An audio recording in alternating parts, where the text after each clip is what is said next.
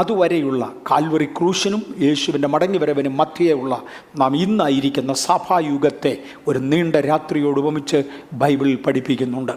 ഇതിനകത്തെ ഒന്നാമത്തെ യാമത്തെ സന്ധ്യായാമം എന്ന് വിളിച്ചു.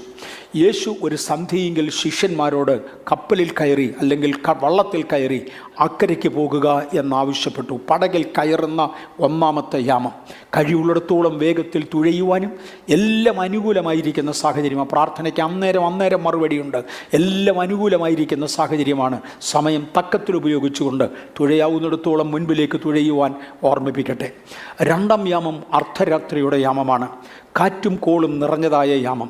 മത്തായിയുടെ സുവിശേഷം 14-ാം അധ്യായത്തിൻ്റെ 14-ാമത്തെ വാക്യത്തിൽ തിരമാലകൾ വെളിയിൽ നിന്ന് ഉയർന്ന്, കടലിലെ ഉപ്പുവെള്ളം തിരമാലകളുടെ രൂപത്തിൽ ഉയർന്ന് അടർന്ന് പടകിൻ്റെ അകത്തേക്ക് വീഴുന്ന, മാറി നിൽക്കേണ്ട അശുദ്ധികൾ സഭയ്ക്കകത്തേക്ക് വരുന്ന രാത്രിയിൽ 9 മണി മുതൽ 12 മണി വരെയുള്ള യാമത്തെയാണ് രണ്ടാം യാമമായി, അർദ്ധരാത്രിയുടെ യാമമായി യേശു പഠിപ്പിച്ചത്. ഇത് നാം ഉണർന്നും ജാഗരിച്ചും കൊണ്ടിരിക്കേണ്ട സമയമാണ്. സത്യത്തിൽ അർദ്ധരാത്രി വന്യമൃഗങ്ങൾക്ക് വേണ്ടി ദൈവം വിട്ടുകൊടുത്തതാണ് എന്നും കൂട്ടത്തിൽ ഓർമ്മിപ്പിക്കട്ടെ.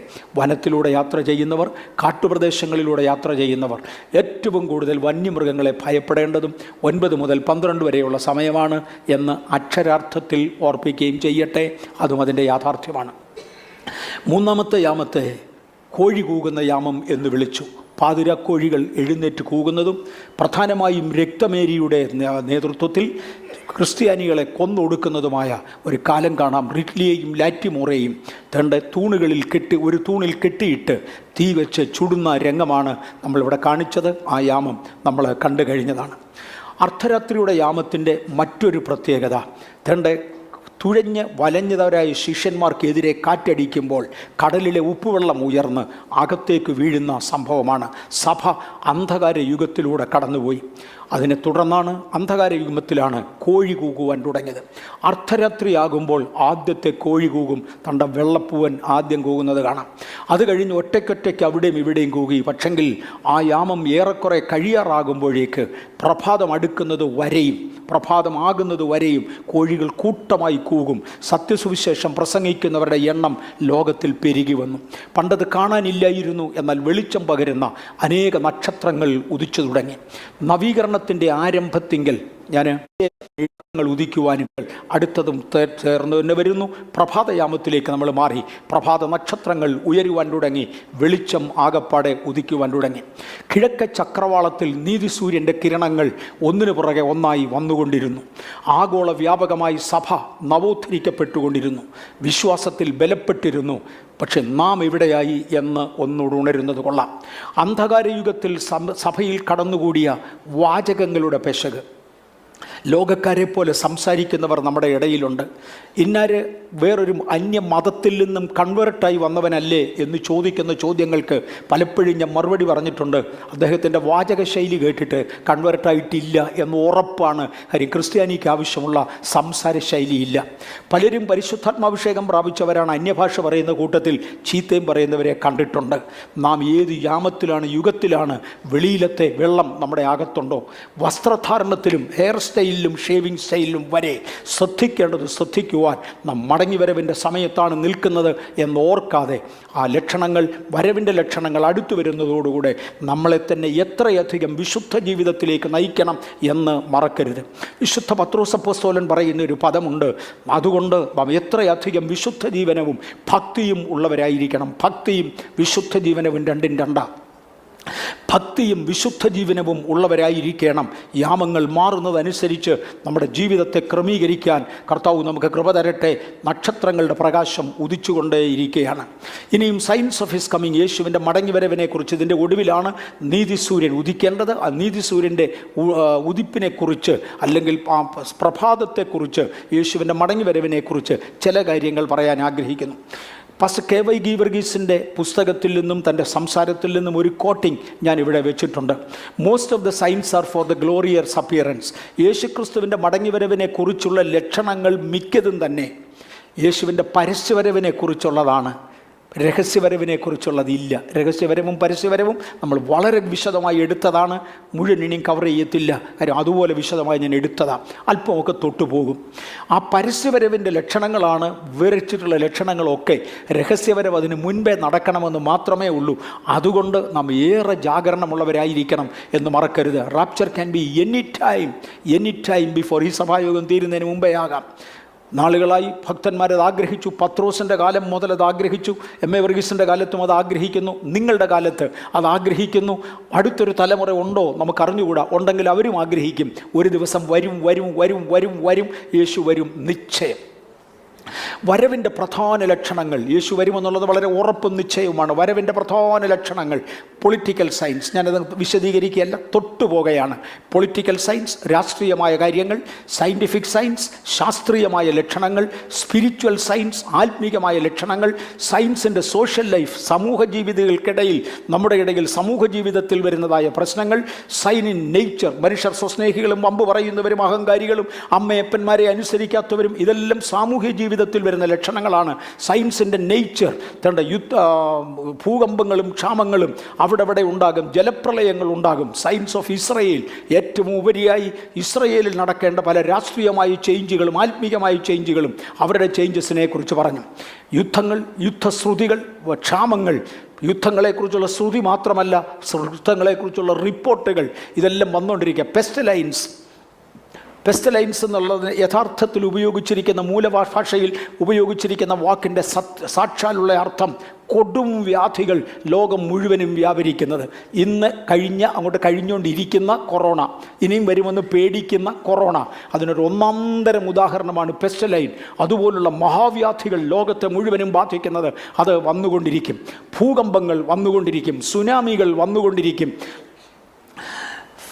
ഫ്രൈറ്റനിങ് സയൻസ്, ഒരു ഭയപ്പെടുത്തുന്ന അനേക ലക്ഷണങ്ങൾ. അവിടെ ആസിഡ് മഴ പെയ്യുന്നു, ഇവിടെ തീമഴ പെയ്യുന്നു, ഇങ്ങനെയൊക്കെയുള്ള ഭയപ്പെടുത്തുന്ന, ഭൂമി വിണ്ട് കീറുന്നു, ആളുകളെ വിഴുങ്ങുന്നു. നമ്മൾ പത്രങ്ങൾ വായിച്ചുകൊണ്ടിരിക്കുന്നവരാ, ഇങ്ങനെയൊക്കെയുള്ള കാര്യങ്ങൾ വന്നുകൊണ്ടിരിക്കുകയാണ്.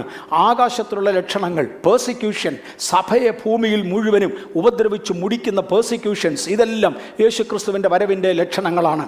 ആത്മീക ലക്ഷണങ്ങളായി പറയുമ്പോൾ ഞാൻ തരുന്ന ലിസ്റ്റിനകത്ത് വാക്യങ്ങളുടെ റെഫറൻസുകളും തരുന്നുണ്ട്. ഞാനത് ഓരോന്ന് എടുത്തു പറയുന്നുള്ള കാര്യം, നമ്മൾ അധികം വാക്യങ്ങൾ വായിക്കുന്നില്ല, അതുകൊണ്ട് അതിനകത്തെ സമ്മറി എടുത്തു പറഞ്ഞ് ഞാനങ്ങ് പോവുകയാണ്. Falling away from the faith, വിശ്വാസത്തിൽ നിന്ന് വീഴുക. ഫോൾസ് ക്രൈസ്റ്റ്, ക്രിസ്തുക്കളല്ലാത്തവർ, അന്യരെഴുന്നേറ്റിട്ട് ഞാൻ ക്രിസ്തുവാണെന്ന് പറഞ്ഞ് ക്രിസ്തുവിൻ്റെ അപരനാമധേയം ധരിച്ച കള്ള ക്രിസ്തുക്കൾ എന്നാണ് ബൈബിൾ പറയുന്നത്. കള്ളക്രിസ്തുക്കൾ എഴുന്നേൽക്കുമ്പോൾ പ്രവാചകന്മാരും മാറത്തില്ല, കൃത്യം കള്ളപ്രവാചകന്മാരും എഴുന്നേൽക്കും. കർത്താവ് കൊടുക്കാത്ത ആലോചനകൾ വിളിച്ചു പറയുന്ന പുള്ളികൾ. റിബലിയസ് ജനറേഷൻ, മറുതലിക്കുന്ന ഒരു തലമുറ, പറഞ്ഞാൽ കേൾക്കാത്ത ഒരു തലമുറ. Worldliness and love of money, love of the world, ലോകത്തെ സ്നേഹിക്കുന്ന ലോകസ്നേഹം മനുഷ്യൻ്റെ അകത്തേക്ക് കടക്കുക. ഫിയർ ഓഫ് മാൻ, മനുഷ്യനെ ഭയപ്പെടുക, ദൈവത്തെ ഭയപ്പെടുന്നതിന് പകരം മനുഷ്യനെ ഭയപ്പെടുക. സൈറ്റനിസം, സാത്താനെ നേരിട്ട് ആരാധിക്കുന്നവരുടെ എണ്ണം വർദ്ധിച്ചു വരിക. ഓക്കെ, മെറ്റീരിയലൈസേഷൻ, ലോകത്തിന് വേണ്ടി മാത്രം ജീവിക്കുക, വസ്തുവകകൾ സമ്പാദിക്കുവാൻ, ധനം സമ്പാദിക്കുവാൻ വേണ്ടി ആത്മീയത്തെ മറപിടിക്കുക. സെക്ഷൽ ഇമ്മോറാലിറ്റി, കുഞ്ഞുങ്ങൾക്ക് മുതൽ ഇങ്ങോട്ട് അറിയാം, വിശദീകരിക്കേണ്ട കാര്യമില്ല. പാഗൻ വർഷിപ്പ്, ജാതികീയമായ അന്യ ആരാധനകൾ, അന്യദൈവ സേവ. ഡൈല്യൂട്ടഡ് ഗോസ്പൽ, മായം കലർത്തിയ സുവിശേഷം ലഘൂകരിച്ചു പറയുന്ന, പാപത്തെ നിസ്സാരമായി എണ്ണുന്ന, പാപിയെ കൂടുതൽ പൊക്കിയെടുക്കാൻ ശ്രമിക്കുന്ന ഒരു സ്വഭാവം ഡൈല്യൂട്ടഡ് ഗോസ്പൽ. ഈച്ചിങ് ഗോസ്പൽ, കർണരസമായ ഉപദേശം, കേൾക്കാൻ ഇഷ്ടമുള്ള കാര്യം മാത്രം പറയുകയും പറയേണ്ടത് പറയാതിരിക്കുകയും ചെയ്യുക. Duplicated gospel, diluted gospel and itching gospel. Mockers, പരിഹാസികൾ, പരിഹാസപദങ്ങൾ പറഞ്ഞുകൊണ്ട് എഴുന്നേൽക്കുക, ക്രിസ്തീയ മണ്ഡലത്തെ പരിഹസിക്കുക, ആത്മീയനെ പരിഹസിക്കുക.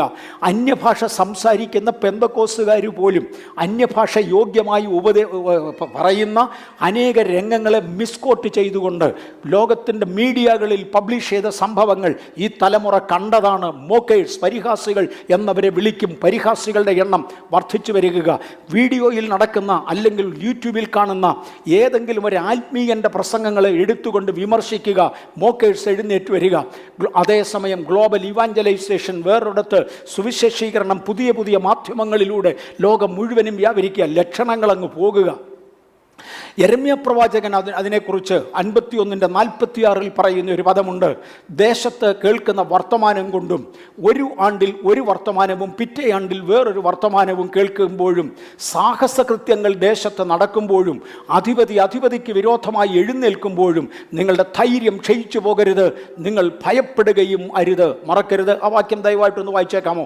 ഇവിടെ എഴുതി വെച്ചിട്ടുണ്ട്, ഞാനൊന്ന് വായിച്ചു. എന്നാലും ബൈബിളിൽ നിന്ന് നേരിട്ട് ആരെങ്കിലും ഒരാൾ വായിക്കും. ഇതും ബൈബിളിൽ നിന്ന് നേരിട്ട് കട്ട് ചെയ്തതാണ്. ആരെങ്കിലും ഒരാൾ വായിക്കുന്നത് പ്രയോജനകരമായിരിക്കും. അതുകൊണ്ട് ഞാനൊരു 4-5 വാക്യമേ വായിപ്പിക്കത്തുള്ളൂ. ദേശത്ത് കേൾക്കുന്ന വർത്തമാനം കൊണ്ടും ഒരാണ്ടിൽ ഒരു വർത്തമാനവും പിറ്റേ ആണ്ടിൽ മറ്റൊരു വർത്തമാനവും കേൾക്കുമ്പോഴും സാഹസകൃത്യങ്ങൾ ദേശത്ത് നടക്കുമ്പോഴും അധിപതിക്ക് വിരോധമായി എഴുന്നേൽക്കുമ്പോഴും നിങ്ങളുടെ ധൈര്യം ക്ഷയിച്ചു പോകരുത്. ഇന്നേക്ക് 2500-ലധികം വർഷങ്ങൾക്ക് പുറകിൽ പ്രവചനാത്മാവിൽ എഴുതി വെച്ച ഒരു ഭാഗമാണ് യെരമ്യാവ് എഴുതിയത്. ഇന്നത്തെ സാഹചര്യത്തിൽ കഴിഞ്ഞാണ്ടിൽ കേട്ടതല്ല ഈ ആണ്ടിൽ കേൾക്കുന്നത്, അതിൻ്റെ മുമ്പിലത്തെ ആണ്ടിൽ കേട്ടതല്ല കഴിഞ്ഞാണ്ടിൽ കേട്ടത്. ആണ്ടുതോറും വർഷം തോറും സാഹചര്യങ്ങൾ മാറി മാറി പുതിയ വാർത്തകൾ മനുഷ്യന് പ്രതീക്ഷിക്കാൻ കഴിയാത്തത് വരുമ്പോൾ, അധിപതികൾക്ക് വിരോധമായി എഴുന്നേൽക്കുമ്പോൾ, ഞാൻ റഷ്യ-യുക്രൈൻ യുദ്ധത്തെ ഒന്ന് തൊടും, അന്നേരം നമുക്കത് അല്പം കൂടെ മനസ്സിലാകും. ദൈവത്തിന് ഇതിൻ്റെയൊക്കെ പുറകിലൊരു ഉദ്ദേശമുണ്ട്. ഇങ്ങനെ അധിപതിക്ക് വിരോധമായി എഴുന്നേൽക്കുമ്പോൾ ധൈര്യം പോകരുത്. ലോകവ്യാപകമായി എന്നെ ശ്രദ്ധിക്കുന്ന പലരും ഇന്നത്തെ വല്ലാത്ത പരിതസ്ഥിതിയുടെ മുമ്പിൽ ദുഃഖിക്കുന്നവരുണ്ട്. ഞാനും ദുഃഖിക്കുന്നു. പക്ഷെ നമ്മുടെ ധൈര്യം പോകരുത്. ഇതിനപ്പുറത്ത് നമ്മെ നയിക്കുന്ന ഒരു ദൈവമുണ്ട് എന്ന് മറക്കരുത്. ഇതെല്ലാം കൂടെ ചേർന്ന അനേക ലക്ഷണങ്ങൾ, ഞാൻ ഒത്തിരി ലക്ഷണങ്ങൾ പറഞ്ഞു, 10-25 ലക്ഷണങ്ങൾ ഞാൻ എല്ലാം കൂടെ തൊട്ടു. ഇതെല്ലാം കൂടെ നടക്കുന്നതാ. ഇതെല്ലാം പണ്ട് മുതലേ ഉള്ളതാ. എല്ലാ നൂറ്റാണ്ടിലും മതപീഡയുണ്ട്, എല്ലാ കാലഘട്ടങ്ങളിലും ക്ഷാമങ്ങളുണ്ട്, എന്നും യുദ്ധങ്ങളുണ്ട്. പിന്നെ എന്തോ ഇതിനെക്കുറിച്ച് എടുത്തു പറയാനുള്ളത്? പത്രോസിൻ്റെ കാലം മുതൽ ഇങ്ങനല്ലേ?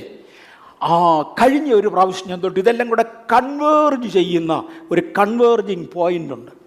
ഞാൻ ആദ്യം കാണിച്ചിരിക്കുന്നത് കുറേ റെയിൽവേ ട്രാക്കുകളാണ്.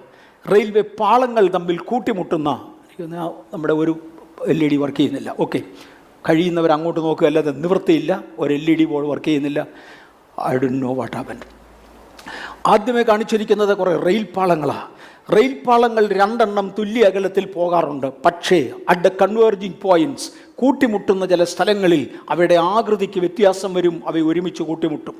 വലത്തുവശത്ത് ഞാൻ കാണിച്ചിരിക്കുന്നത് കുറേ ഡോട്ടുകൾ കൊണ്ട് മാത്രം, മറ്റുദ്ദേശങ്ങൾക്ക് വേണ്ടി പബ്ലിഷ് ചെയ്ത ഡോട്ടുകൾ കൊണ്ട് മാത്രം വരച്ചിരിക്കുന്ന കുറേ ലൈനുകളാണ്. ആ ലൈനുകളെല്ലാം കൂടെ ചേർന്ന് ഒരു സെൻട്രൽ പോയിന്റിൽ വന്ന് മുട്ടുന്നത് കാണാം. 1, 2, 4, 5 ലക്ഷണങ്ങൾ ഒരിടത്ത് നടന്നുവെന്ന് പറഞ്ഞതുകൊണ്ടായില്ല.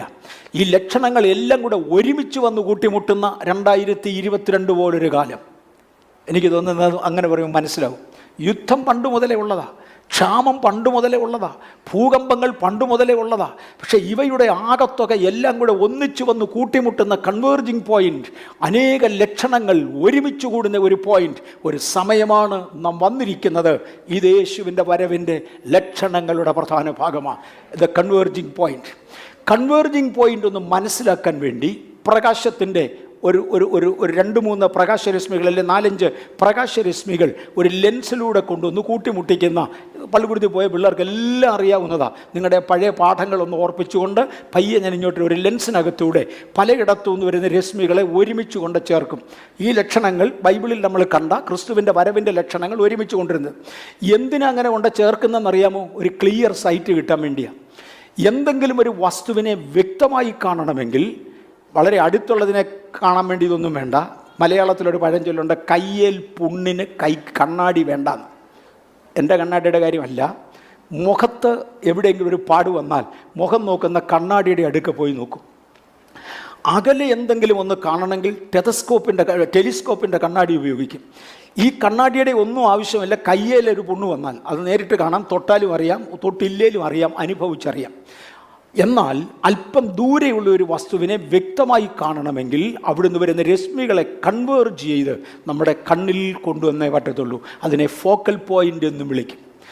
ലക്ഷണങ്ങളുടെ ഫോക്കൽ പോയിന്റിൽ നിന്നുകൊണ്ട് നോക്കിയാൽ മനസ്സിലാകുന്നുണ്ടല്ലോ. ഇത് കഴിയുന്ന എല്ലാവരെയും അങ്ങേയറ്റം ഇത് മനസ്സിലാക്കാൻ വേണ്ടിയാണ് ഞാൻ ഇതുപോലെ മെനക്കെട്ടത് എടുക്കുന്നത്.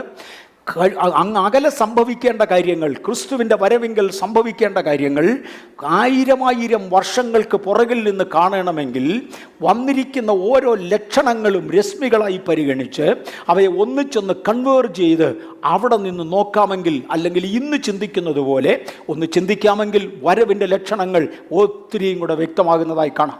ഞാൻ ഒരല്പം കൂടെ താഴോട്ടിറങ്ങാൻ പോകുകയാണ്.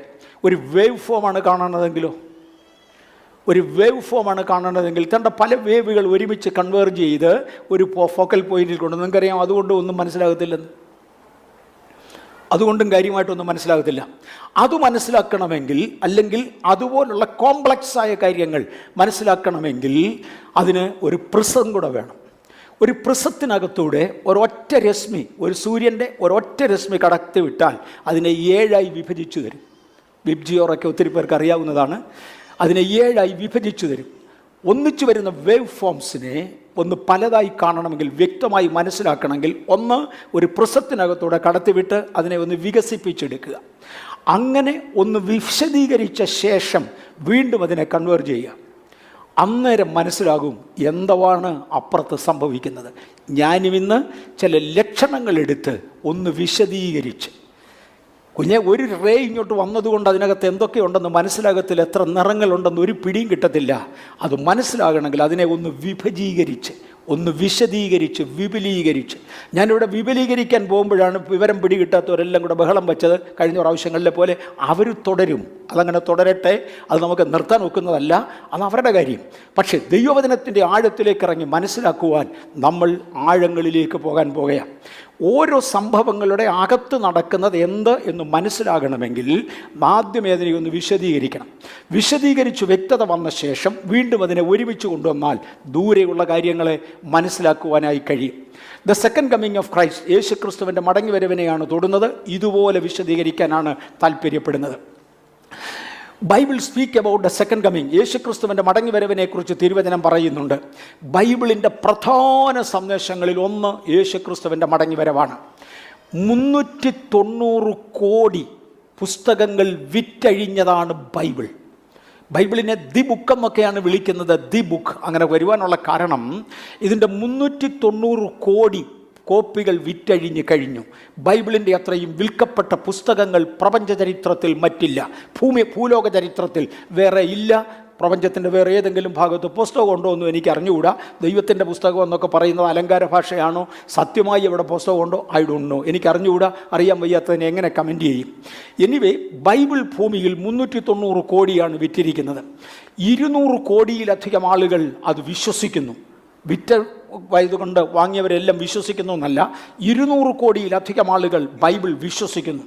പഴയ നിയമ പുസ്തകങ്ങളിൽ 1527 പ്രാവശ്യം യേശുവിൻ്റെ മടങ്ങിവരവിനെ കുറിച്ച് എഴുതിയിട്ടുണ്ട്. റിപ്പീറ്റ്, 1527 പ്രാവശ്യം പഴയ നിയമ പുസ്തകങ്ങളിൽ പ്രവചനമുണ്ടെന്ന് പറഞ്ഞങ്ങ് വിടുകയല്ല, ഞാനതിനെ ഒരു പ്രിസമാറ്റിക് വേയിലൂടെ കൊണ്ടുവരികയാണ്. എത്ര പ്രാവശ്യം പഴയ നിയമത്തിൽ പറയുന്നുണ്ട്? പുതിയ നിയമത്തിൽ 1845 പ്രാവശ്യം യേശുവിൻ്റെ മടങ്ങിവരവിനെ കുറിച്ച് പ്രത്യക്ഷമോ പരോക്ഷമോ ആയ സൂചനകളുണ്ട്. BC 4000 ഇന്നേക്ക് 6000 വർഷങ്ങൾക്ക് പുറകിൽ പഴയ നിയമത്തിൻ്റെ ആദ്യത്തെ പ്രവാചകനായിരുന്ന ഹാനോക്ക്, ഇതാ കർത്താവ് എല്ലാവരെയും ന്യായം വിധിപ്പാനായി വരുന്നു എന്ന് പ്രവചിച്ച പ്രവചനം മുതൽ പഴയ നിയമത്തിൽ BC 1500 90-ാം സങ്കീർത്തനത്തിൽ മോശ തരുന്ന യഹോവേ മടങ്ങി വരണമേ എത്രത്തോളം താമസം എന്ന് ചോദിക്കുന്ന പ്രസ്താവന മുതൽ BC 600 യെശയ്യാ പ്രവാചകൻ യെശയ്യാവ് 25:8 അവൻ മരണത്തെ സദാകാലത്തേക്കും നീക്കിക്കളയും, യഹോവയായ കർത്താവ് സകല മുഖങ്ങളിൽ നിന്ന് കണ്ണുനീർ തുടയ്ക്കുകയും തൻ്റെ ജനത്തിൻ്റെ നിന്നയൊക്കെ സർവ്വഭൂമിയിൽ നിന്നും നീക്കിക്കളയുകയും ചെന്ന് എഴുതിയിരിക്കുന്ന ഭാഗം മുതൽ BC 500 സെഖരിയ പ്രവാചകൻ സെഖരിയാവ് 14:4 അന്നാളിൽ അവൻ്റെ കാൽ യെരുശലേമിനരികെ കിഴക്കുള്ള ഒലിവുമലയിൽ നിൽക്കുമെന്നും ഒലിവുമല 2ആയി പിരിഞ്ഞു പോകുമെന്നും പറഞ്ഞിരിക്കുന്ന ഭാഗത്തൂടെ കയറി മലാഖിയുടെ പുസ്തകം 400 വർഷത്തിന് പുറകിൽ എഴുതിയത്, BC 400 എഴുതിയത്. ഒന്നുകൂടെ ആവർത്തിക്കാം, BC 400 വർഷങ്ങൾ പുറകിലാണ് പഴയ നിയമത്തിലെ ഒടുവിലത്തെ പ്രവചനം. 4000 വർഷങ്ങൾക്ക് പുറകിലാണ്. ബി സി 4000-ലാണ് ആദ്യത്തെ പ്രവചനം യേശുവിൻ്റെ മടങ്ങിവരവിനെ കുറിച്ച്. ഒടുവിലത്തെ പ്രവചനം BC 400-ലാണ്. ഇതുപോലെ നീണ്ട കാലഘട്ടങ്ങളിലെ പ്രവാചകന്മാരുടെ പ്രവചനം പഴയ നിയമത്തിൽ അനേക തവണ ആവർത്തിച്ചിരിക്കുന്നത് യേശുവിൻ്റെ മടങ്ങിവരവിനെ കുറിച്ചാണ്. യേശു വരും നിശ്ചയം. പുതിയ നിയമത്തിൽ യേശുക്രിസ്തു തന്നെ തൻ്റെ മടങ്ങിവരവിനെ കുറിച്ച് പറഞ്ഞു. യോഹന്നാനികയ്ക്ക് നിന്റെ മേൽ വരുമെന്ന് നീ അറിയുന്നില്ല. വെളിപ്പാട് 16:15 ഇങ്ങനെ അനേക ഭാഗങ്ങളിൽ യേശു തന്നെ താൻ മടങ്ങിവരും എന്ന് വ്യക്തമായി പ്രസ്താവിച്ചിട്ടുണ്ട്. സ്വർഗത്തിലെ ദൂതന്മാർ അപ്പോസ്തല പ്രവൃത്തികളുടെ പുസ്തകം 1-ാം അധ്യായത്തിൻ്റെ 11-ാമത്തെ വാക്യത്തിൽ സ്വർഗത്തിൽ നിന്ന് 2 ദൂതന്മാർ യേശുവിൻ്റെ സ്വർഗാരോഹണ സമയത്ത് ഇറങ്ങി വന്നു. അവിടെ വന്നു നിൽക്കുന്ന തൻ്റെ ശിഷ്യന്മാരോട്, ഹേ ഗലീല പുരുഷന്മാരെ, നിങ്ങൾ ആകാശത്തേക്ക് നോക്കി നിൽക്കുന്നത് എന്ത്? നിങ്ങളെ വിട്ട് സ്വർഗാരോഹണം ചെയ്ത ഈ യേശുവിനെ പോകുന്നവനായി നിങ്ങൾ കണ്ടതുപോലെ അദ്ദേഹം മടങ്ങി വരും എന്ന് എടുത്തു പറഞ്ഞു 2 ദൂതന്മാർ.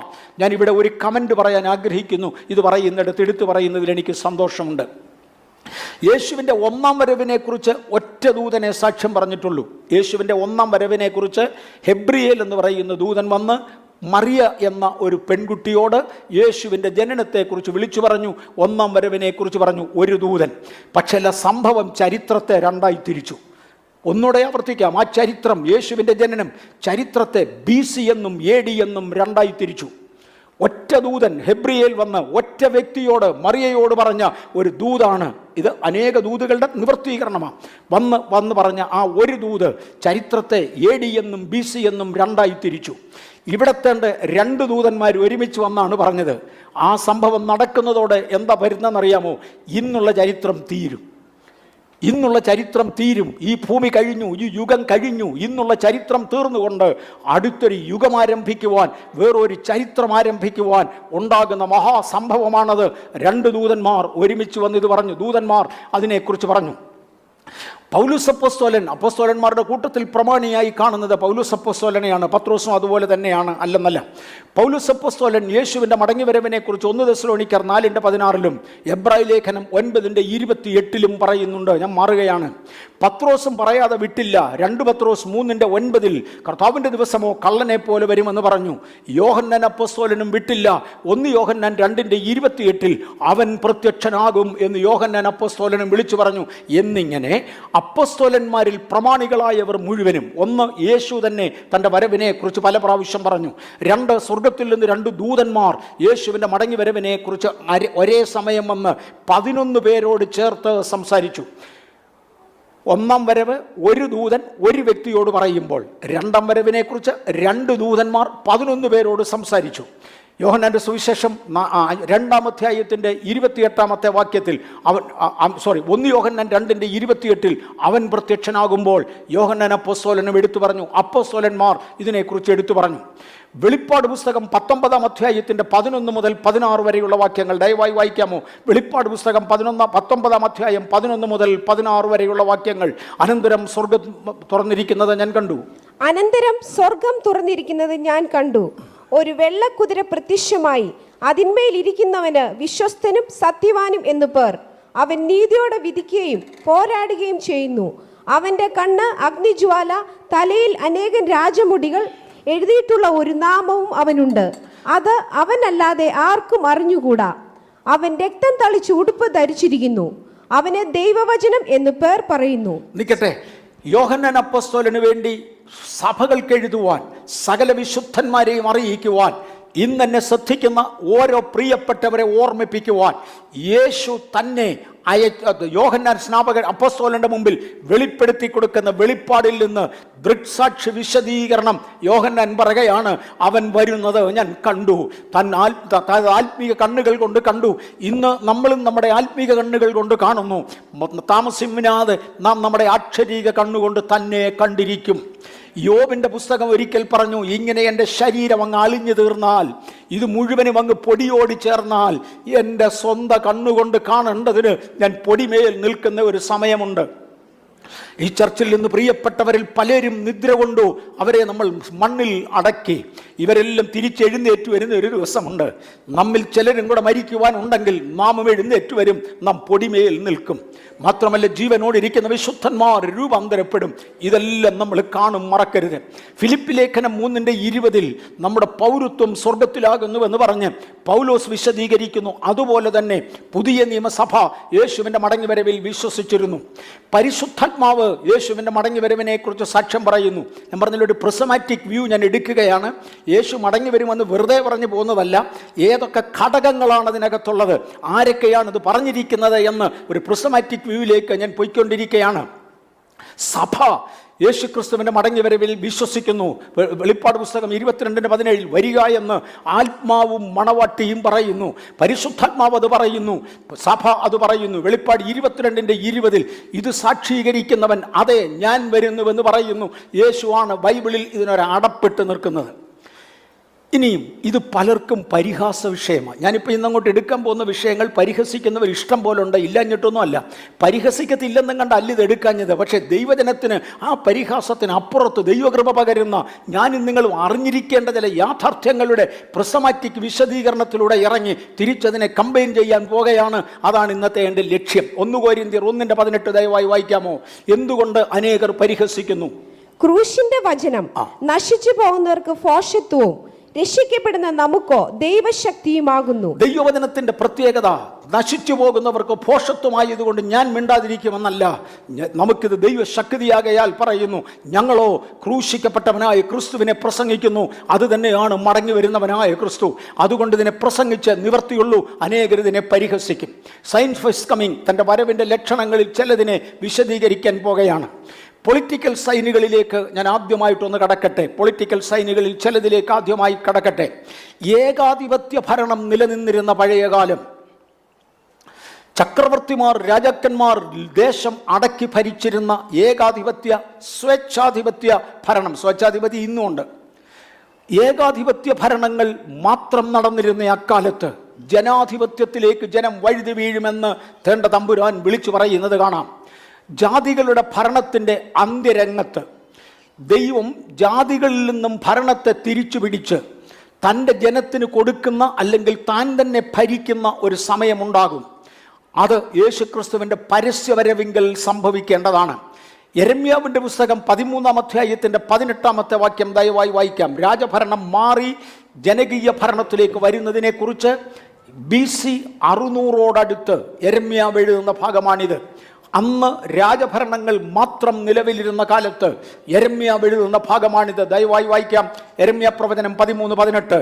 നീ രാജാവിനോടും രാജമാതാവിനോടും താഴെ ഇറങ്ങിയിരിപ്പീൻ, നിങ്ങളുടെ ചൂടാമണിയായ ഭംഗിയുള്ള കിരീടം നിലത്തു വീണിരിക്കുന്നു എന്ന് പറക.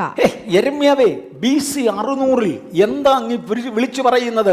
ചക്രവർത്തി തിരുമേനിയോടും അദ്ദേഹത്തിൻ്റെ ഭാര്യയോടും. അതാണ് പ്രയോഗം അവിടെ. രാജമാതാവ് എന്ന് പറയുന്നത് രാജാവിൻ്റെ ഭാര്യയെക്കുറിച്ചാണ്.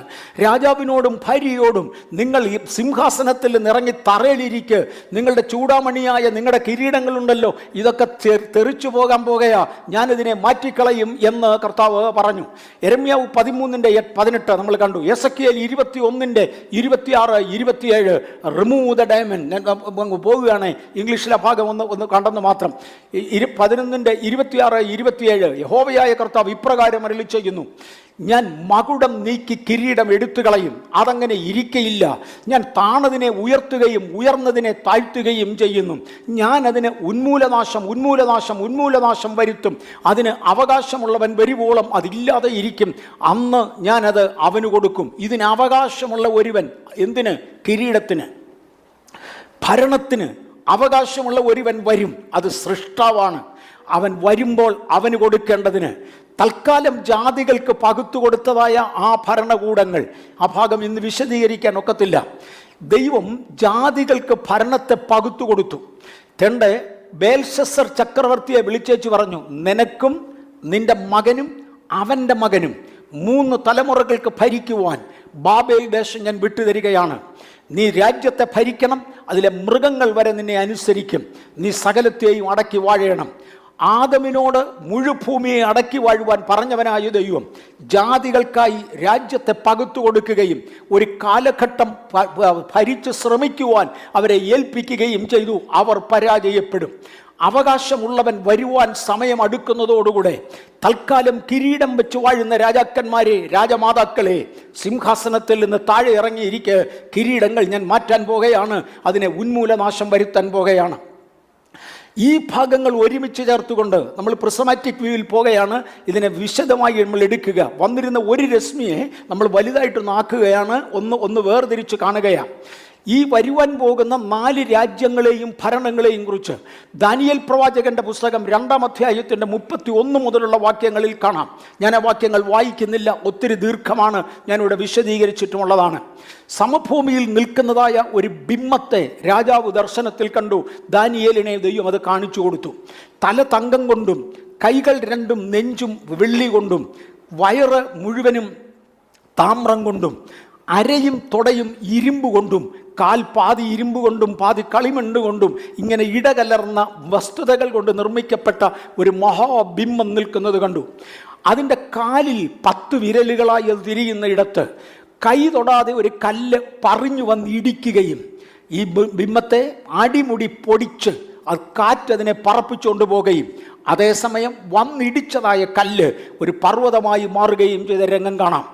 ജാതികീയ ഭരണങ്ങളെ, വ്യത്യസ്ത ഭരണകൂടങ്ങളെ ചിത്രീകരിക്കുന്ന വലിയ രൂപത്തിൽ ഏറ്റവും ഒടുവിൽ ഇരുമ്പും കളിമണ്ണും തമ്മിൽ ഇടകലർന്ന ആ ഭാഗത്ത്, അല്ലെങ്കിൽ ഒടുവിലത്തെ 10 വിരലുകളായി തിരിഞ്ഞ ആ ഭാഗത്ത് കൈ തൊടാതെ ഒരു കല്ല് പറഞ്ഞു വന്ന് ഇടിക്കുന്നത് കർത്താവായ യേശു ക്രിസ്തുവിനെ കാണിക്കുന്നതാണ്. യേശു ഈ ജനായത്ത ഭരണത്തിൻ്റെ കാലം, കളിമണ്ണിനുള്ള ബലഹീനതയും ഇരുമ്പിനുള്ള ബലവും ഒരുമിച്ച് ചേരുന്ന ഈ കാലഘട്ടത്തിൽ വന്നൊരു കല്ലതിനെ ഇടിക്കും.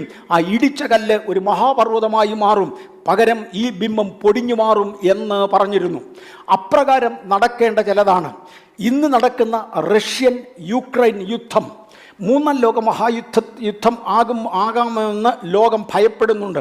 അത് പറയാൻ ഞാനും അശക്തനാണ്. എന്നാൽ 3ാമത്തെ ലോകമഹായുദ്ധത്തിനുള്ള ഒരുക്കമാണിത് എന്ന് വ്യക്തമാക്കുവാൻ ഞാൻ ആഗ്രഹിക്കുന്നു.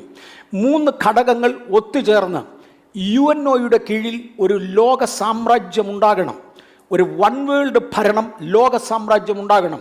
അവർക്ക് വൺ വേൾഡ് കറൻസി കാണും. കഴിഞ്ഞ ദിവസം ആരൊക്കെയോ എന്നെ വിളിച്ചേച്ച് പറഞ്ഞു, ബിറ്റ്കോയിനിൽ പണം നിക്ഷേപിക്കുവാൻ ആളുകൾ ആവശ്യപ്പെട്ടു. എൻ്റെ ഉണ്ടായിരുന്നത് മുഴുവൻ പോയിന്ന്. എൻ്റെ പൊന്നെ, കണ്ട അഴുക്കിനകത്തെല്ലാം കൊണ്ട് ഇടാൻ നിങ്ങളോടാരും പറഞ്ഞില്ല, വേദപുസ്തകം ആവശ്യപ്പെട്ടിട്ടില്ല, ദൈവം ഒരിക്കലും അത് പറഞ്ഞില്ല. പക്ഷേ ഇത് വരും.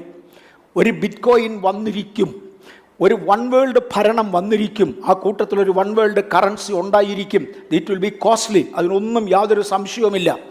അന്ന് ഒരു ID ചിപ്പ് ഉണ്ടായിരിക്കണം.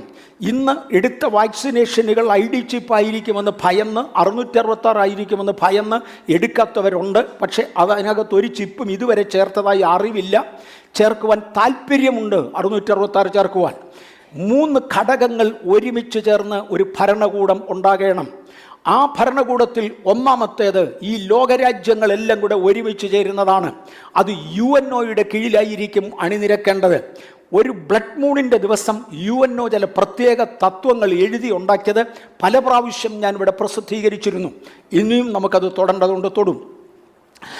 അവർ ചില നിയമങ്ങൾ പ്രസിദ്ധീകരിച്ചു. അതിനകത്ത് one world government, one world currency, one world religion, one world God എന്ന് ഞാൻ അതിനെ തിരുത്തി പറയട്ടെ. വൺ വേൾഡ് റിലിജിയൻ എന്നുള്ള പദത്തെ ഞാൻ തിരുത്തിയതാണ്.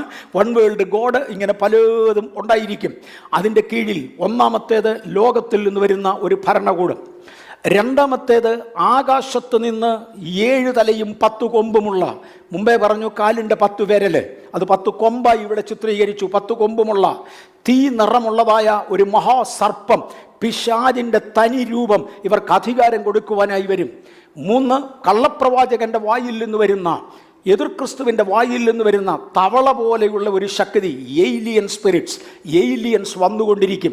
ഏലിയൻസിനെ കുറിച്ച് കഴിഞ്ഞ പ്രാവശ്യം ഞാൻ പറഞ്ഞപ്പോൾ സ്കൂളിൽ പോയിട്ടില്ലാത്തവരും പള്ളിക്കൂടം കണ്ടിട്ടില്ലാത്തവരും ഒക്കെ ആർത്തു വിളിച്ച് ബഹളം വെച്ചത് എനിക്ക് ഓർമ്മയുണ്ട്. പക്ഷേ ഇന്ന് ഒത്തിരി പേരുടെ വായ അടഞ്ഞു. കാര്യം കുറച്ചുകൂടെ പിള്ളേർ വായിക്കാൻ തുടങ്ങി.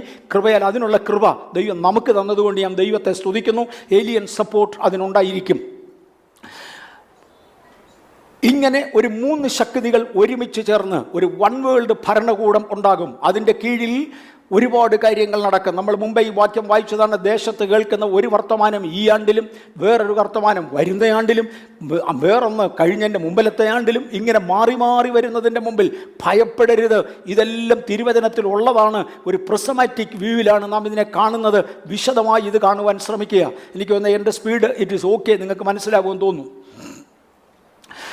യോവേൽ പ്രവചനം 1-ാം അധ്യായം 2-3 വാക്യങ്ങൾ ദയവായി നോക്കാം. യോവേൽ പ്രവചനം 1-ാം അധ്യായം 2-3 വാക്യങ്ങൾ ദയവായി വായിക്കാം.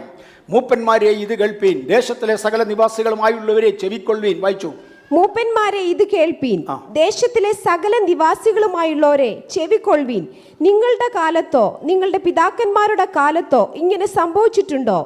ഇത് നിങ്ങൾ നിങ്ങളുടെ മക്കളോടും നിങ്ങളുടെ മക്കൾ തങ്ങളുടെ മക്കളോടും അവരുടെ മക്കൾ വരുവാനുള്ള തലമുറയോടും വിവരിച്ചു പറയണം. വിവരിച്ചു പറയുക എന്ന ആശയമാണ് ഞാൻ ഈ എടുക്കുന്നത്. പ്രിസമാറ്റിക് വ്യൂ വന്നിരുന്ന ഒരൊറ്റ റേയെ ഞാൻ വിശദീകരിക്കുകയാണ്, വിശാലമാക്കുവാനായി ശ്രമിക്കുകയാണ്. വീണ്ടും നമ്മളിതിനെ കൺവേർജ് ചെയ്യും, എങ്കിൽ മാത്രമേ വരുന്ന സംഭവം നമുക്ക് മനസ്സിലാകുകയുള്ളൂ. തേണ്ട നമ്മൾ ചിലതിനെയൊക്കെ വിശദീകരിക്കാനായി പോകുകയാണ്. മീതെ നിന്ന് പ്രവർത്തിക്കുന്ന 3-4 രൂപങ്ങൾ ഇവിടെ നിങ്ങൾക്ക് കാണാം. ഒന്നാമത്തെ ചിത്രം, മീതെ നിന്ന് പ്രവർത്തിക്കുന്ന 7 തലയും 10 കൊമ്പുമുള്ളതായ ഒരു മഹാസർപ്പം, സാത്താൻ്റെ തനി രൂപം. 2 കടിഞ്ചുവപ്പ് വസ്ത്രം ധരിച്ചുകൊണ്ട്, കയ്യിൽ ഒരു പാനപാത്രം പിടിച്ചുകൊണ്ട്, ലോകമയത്വത്തിൻ്റെയും പാപത്തിൻ്റെയും ചെളിക്കുണ്ടിൽ ഉരുണ്ട വീഞ്ഞു കുടിച്ച് മത്തുപിടിച്ചതായ ഒരു സ്ത്രീ. 3 താഴെ കാണുന്ന താഴെ ലെഫ്റ്റിലായി കാണുന്ന 7 തലയും 10 കൊമ്പുമുള്ള ഒരു ഘോരമൃഗം. ഈ സ്ത്രീ ആ ഘോരമൃഗത്തിൻ്റെ പുറത്തിരിക്കുന്ന പദമാണ് രണ്ടാമതായി കാണിച്ചത്. ഇത് ഒരുമിച്ച് ചേരുമ്പോൾ എതിർ ക്രിസ്തുവാകും ഇവൻ്റെ ഭരണത്തിൻ്റെ കീഴിൽ. 666 ചിപ്പ് വാക്സിൻ്റെ കെയർ ഓഫിലോ എന്തിൻ്റെ കെയർ ഓഫിലോ കൊണ്ടുവന്ന് ശരീരത്തെ കയറ്റുന്നതായ സാഹചര്യം ലോകത്തിൽ പലയിടത്തും നടപ്പിലായി കഴിഞ്ഞു, പലയിടത്തും നടന്നുകൊണ്ടിരിക്കുന്നു. എല്ലാവരുടെ മേലല്ല ഞാൻ പറഞ്ഞു, സെലക്ട് ചെയ്ത വ്യക്തികളുടെ മേൽ 666 ചിപ്പ് തുടങ്ങിക്കഴിഞ്ഞു, വരുന്നുണ്ട്. നമ്മുടെ മേലും അത് നിർബന്ധമാക്കും. അതിന് മുൻപേ ഇവിടെ നിന്ന് എടുക്കപ്പെടുന്നവർക്കായി സ്തോത്രം. അതിനാണ് നമ്മൾ ശ്രമിക്കുന്നത്, അതിനുവേണ്ടിയാണ് ഞാൻ ഈ പ്രസംഗിക്കുന്നത്. പലരുടെയും പ്രയാസവും വിരോധവും ഒക്കെ സഹിച്ച് സത്യം തുറന്നു പറയുന്നതിൻ്റെ പുറകിലത്തെ യാഥാർത്ഥ്യം ഇതാണ്. ഇതെങ്ങനെയെങ്കിലും നമ്മൾ അറിഞ്ഞേ മതിയാകുള്ളൂ. റഷ്യയെക്കുറിച്ച് ഞാൻ ഒരു കാര്യം ചോദിക്കട്ടെ. 3-ാം ലോകമഹായുദ്ധം തൊടാൻ പോകുകയാണ്. 3-ാം ലോകമഹായുദ്ധമായി ഇന്നത്തെ യുദ്ധം മാറുമോ എന്ന് എനിക്ക് അറിഞ്ഞുകൂടാ. പക്ഷേ 3-ാം ലോകമഹായുദ്ധം നടക്കണമെങ്കിൽ ഇന്നത്തെ യുദ്ധം നടന്നേ മതിയാവും. ഞാൻ അതാ തെളിയിക്കാൻ പോകുന്നത്. ഇത് ലോകമഹായുദ്ധമായി മാറുമോ ഇല്ലയോ എനിക്ക് അറിഞ്ഞുകൂടാ. പക്ഷെ ലോകമഹായുദ്ധം നടക്കണമെങ്കിൽ, തിരുവചനപ്രകാരമുള്ള കാര്യങ്ങൾ നിറവേറണമെങ്കിൽ ഇന്നത്തെ യുദ്ധം നടന്നേ മതിയാകൂ. ഞാൻ ഒരു റേഞ്ച് പുറത്തോട്ടെടുക്കുക. എസെക്കിയേൽ പ്രവചനം 38-ാം അധ്യായത്തിൻ്റെ 38-ഉം 39-ഉം അധ്യായങ്ങൾ മുഴുവനും ഗോഗ് മാഗോഗ് യുദ്ധത്തെക്കുറിച്ച് പറയുന്നതാണ്. 38-ാമത്തെ അധ്യായം 1 മുതൽ 3 വരെയുള്ള വാക്യം, മനുഷ്യപുത്ര, രോഷ് മേശക് തൂബൽ എന്നിവയുടെ പ്രഭുവായി മാഗോഗ് ദേശത്തുള്ള ഗോഗിൻ്റെ നേരെ നീ മുഖം തിരിച്ച് അവനെക്കുറിച്ച് പ്രവചിച്ച് പറയേണ്ടത്, യഹോവയായ കർത്താവ് ഇപ്രകാരം അരുളി ചെയ്യുന്നു, രോഷ് മേശക് തൂബൽ എന്നിവയുടെ പ്രഭുവായ ഗോഗേ, ഞാൻ നിനക്ക് വിരോധമായിരിക്കുന്നു. ഒന്ന് ശ്രദ്ധിച്ചോണേ, നമ്മൾ ഒരു റേ വിശദീകരിക്കാൻ പോവാം. രോഷ് മേശക് തൂബൽ എന്നിവയുടെ പ്രഭുവായ ഗോഗ്, ഇത് റഷ്യയെ കുറിക്കുന്നു എന്ന് വേദപണ്ഡിതാക്കൾ പറയുന്നു. കാരണം രോഷ് മേശക് തൂബൽ മുതലായവർ നോഹയുടെ കൊച്ചുമക്കളാണ്.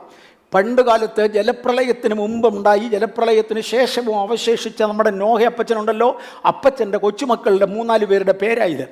ഇവരെല്ലാം വന്ന് താമസിച്ചത് യൂറോപ്പിൻ്റെ ചില ഭാഗങ്ങളിൽ, ഇന്നത്തെ റഷ്യയും അതിൻ്റെ വട്ടത്തിൽ കിടക്കുന്ന സ്ഥലങ്ങളിലുമാണ്. ആകയാൽ ഈ പ്രസ്താവന റഷ്യയെ കുറിക്കുന്നതാണ് എന്ന് വേദപണ്ഡിതാക്കൾ, ചരിത്രമറിയാവുന്നവർ അസന്നിഗ്ധമായി പ്രഖ്യാപിക്കുന്നു. ചോദ്യം ചെയ്യാൻ ആരെക്കൊണ്ടും കഴിഞ്ഞിട്ടില്ല. എന്നാൽ 3 വ്യക്തികളെ മാത്രമേ ഇവിടെ എടുത്തു പറയുന്നുള്ളൂ, രോഷ് മേശക് തൂബൽ എന്നിവയുടെ പ്രഭുവായ ഗോഗ്. അങ്ങനെയാണെങ്കിൽ റഷ്യ ആർക്കൊക്കെ തലവനായിരിക്കണം? രോഷ് മേശക് 2 രാജ്യങ്ങൾക്ക് മാത്രം തലവനായിരിക്കണം. അല്ലെങ്കിൽ രോഷ് മേശക് തൂബൽ എന്നിവയുടെ പ്രഭുവായ ഗോഗ്. ഗോഗിൻ്റെ കീഴിൽ 3 സാമ്രാജ്യങ്ങളെ പാടുള്ളൂ. അങ്ങനെയാണല്ലോ നമ്മളിവിടെ കണ്ടത് ഈ ഭാഗത്ത്. പക്ഷേ റഷ്യതായിരുന്നോ? ഞാനിവിടെ പേരുകൾ എഴുതിയിട്ടിട്ടുണ്ട്, വായിക്കാൻ താല്പര്യപ്പെടുന്നില്ല. USSR എന്നീ രാജ്യം അറിഞ്ഞിരുന്നു. 15 സാമ്രാജ്യങ്ങൾ അതിനകത്തുണ്ടായിരുന്നു. സ്റ്റേറ്റുകളോട് ഉപമിച്ചാൽ നമുക്കത് എളുപ്പം മനസ്സിലാകാം. ആക്ച്വലി അത് 15 എണ്ണവും എല്ലാം ഓരോ ഇൻഡിപെൻഡൻറ്റ് നേഷൻസ് ആയിരുന്നു, അവ ഒരുമിച്ച് ചേർന്നതാണ്. അങ്ങനെ 15 രാജ്യങ്ങൾ ഒരുമിച്ച് ചേർന്നിരുന്ന റഷ്യയോട് തിരുവചനാത്മാവിൽ വിളിച്ചു പറയുകയാണ്, രോഷ് മേശക് തൂബൽ എന്നിങ്ങനെ 3 എണ്ണത്തിൻ്റെ മാത്രം പ്രഭുവായ ഗോഗേ. അതെങ്ങനെ നോക്കുന്നത്? ഈ പുള്ളി 15 പേർക്ക് പ്രഭുവല്ലേ ആയിരുന്നു. അതുകൊണ്ടാണ് തമ്പുരാൻ ഇതിനെ തല്ലിപ്പൊളിച്ചത്. ഇതിനെ തല്ലിപ്പൊളിച്ച് റഷ്യയെ ദൈവം ഉടച്ചു. റഷ്യയെ ഉടച്ച് ഒരു പദം കൂടെ ചേർത്തോട്ടെ. ഇസ്രയേലും റഷ്യയും കൂടിയുള്ള ഏറ്റുമുട്ടലിലൂടെയാണ് ലോകമഹായുദ്ധം പുറത്തു വരേണ്ടത്. അതിന് വിതൗട്ട് ഡൗട്ട് ഇസ്രയേലും റഷ്യയും തമ്മിലുള്ള ഏറ്റുമുട്ടലിലൂടെയാണ് ലോകമഹായുദ്ധം നടക്കേണ്ടത് വേദപുസ്തക പ്രകാരം. ഇന്നത്തെ റഷ്യ എല്ലാം കൂടെ ഉടച്ച് റഷ്യ മാത്രം മാറി. യുക്രൈൻ തൻ്റെ ചുമന്ന മാർക്കിലും റഷ്യ കറുത്ത മാർക്കിലും ഞാൻ കാണിച്ചിട്ടുണ്ട്. ഇസ്രയേലിനെ ആക്രമിക്കുന്ന ശത്രു ഇസ്രയേലിൻ്റെ വടക്ക് വശത്തു നിന്ന് ആക്രമിക്കണമെന്നാണ് പറഞ്ഞത്. ഈ കാണുന്ന റഷ്യ ഇസ്രയേലിനെ ആക്രമിക്കുന്നുവെങ്കിൽ വടക്കല്ല, അല്പം കിഴക്കോട്ട് മാറിയ. ഐ റിപ്പീറ്റ്, ഇസ്രയേലിൻ്റെ വടക്ക് നേരെ മുകളിലോട്ടാണല്ലോ കാണിക്കുന്നത് മാപ്പിൽ. അങ്ങനെയാണെങ്കിൽ ഇസ്രയേൽ താഴെയാണെങ്കിൽ ഇവിടുന്ന് നേരെ മേളിലോട്ട് അളന്നാൽ റഷ്യ ചെല്ലത്തില്ല. റഷ്യ ഒരല്പം കൂടെ കിഴക്കോട്ട് മാറിയാണ് നിൽക്കുന്നത്.